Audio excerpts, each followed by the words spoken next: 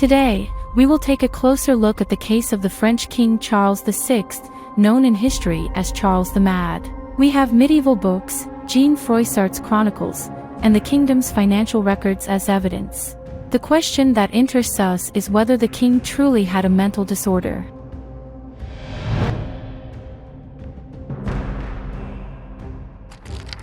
Charles VI inherited France in a less than ideal state.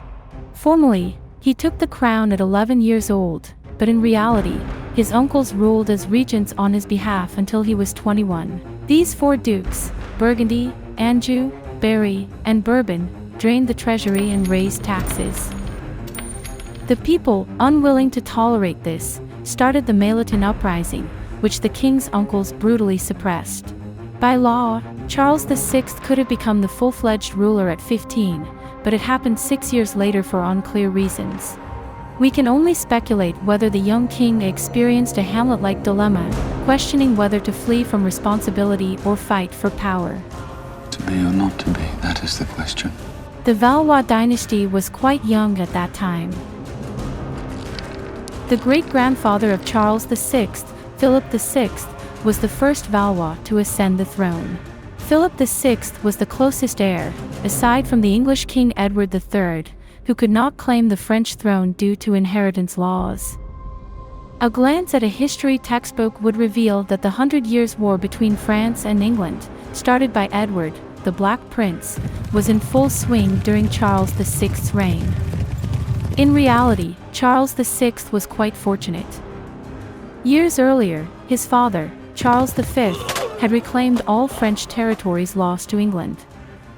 By 1400, Richard II of England had died, and the Wars of the Roses had begun in England, shifting English focus away from France. Medieval authors like Jean Froissart, in his chronicles, do not refer to a single 100 Years' War but rather to three distinct conflicts, the Edwardian, Caroline, and Lancastrian Wars. When Charles VI regained control of the throne in 1388, he demonstrated himself as a wise ruler, quickly restoring the crown's respect among the populace. He was aided by a special council, later disparagingly nicknamed the Marmozets. Before taking power, Charles VI married. Upon first meeting Isabella of Bavaria, he exclaimed, as any passionate Frenchman would, "I have only one dream. You have to become my wife as soon as possible." The marriage proved successful, and the Queen bore Charles VI 12 children. Thus, he earned the nickname Charles the Beloved. However, in 1392, the royal account book, which looked like this at the time, mentions a payment to the artist Jacquemin Gringoner for 3 decks of cards. After this, everything changed. On August 5, 1392, in the forest near Le Mans, Charles VI suddenly attacked his knights, killing several and even chasing his brother. There is no evidence of whether the king ordered the cards after the episode or if a fortune-telling session triggered his madness. The question might seem strange, but the Middle Ages were different. For instance, Duke of Milan Filippo Maria Visconti, living in the same era and known for gifting 3 tarot decks to his son-in-law Francesco Sforza, refused to meet Emperor Sigismund due to an unfavorable astrological forecast. Charles VI attacked his subjects with a cry. "Go ahead, on the traitors." He was calmed with difficulty, but his position weakened after the incident. Charles VI may have indeed discovered a conspiracy but failed to maintain power. Some of his loyal marmozets were imprisoned, and others fled.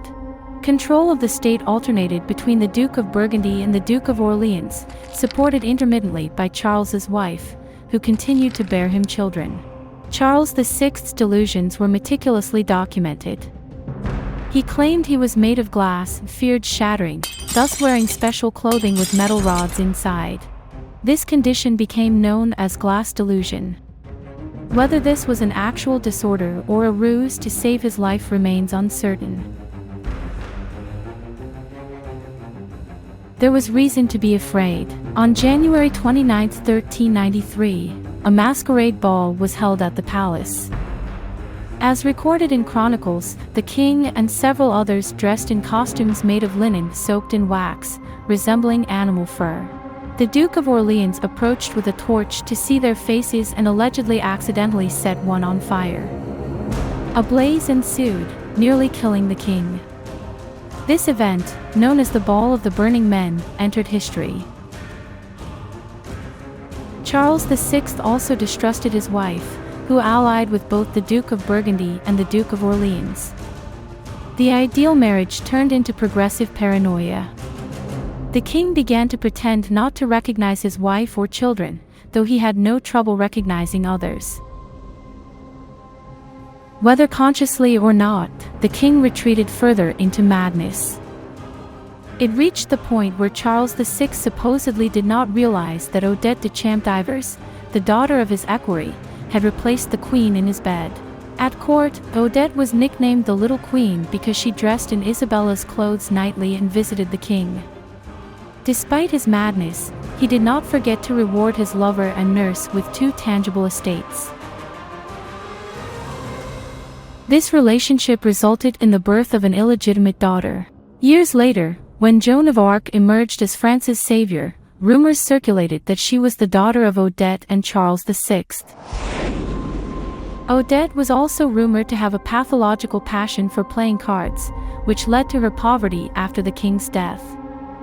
The National Library of France holds a partially preserved tarot deck long considered to be the one Charles VI commissioned in the fateful year of 1392.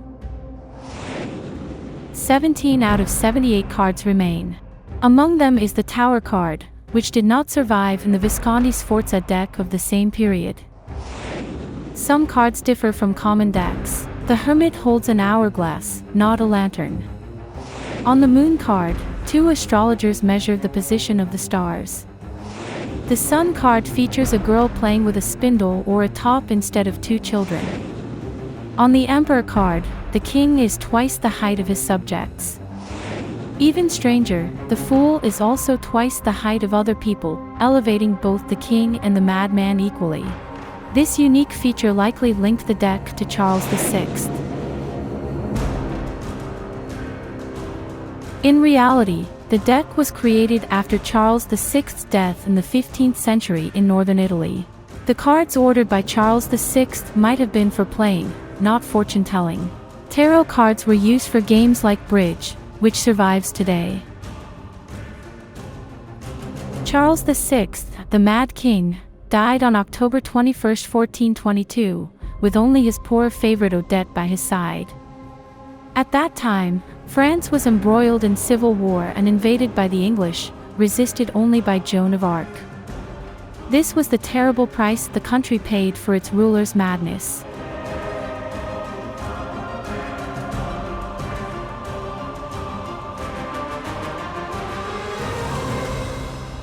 Whether he feigned madness to save his life or genuinely lost his mind, Charles VI is forever remembered as Charles the Mad.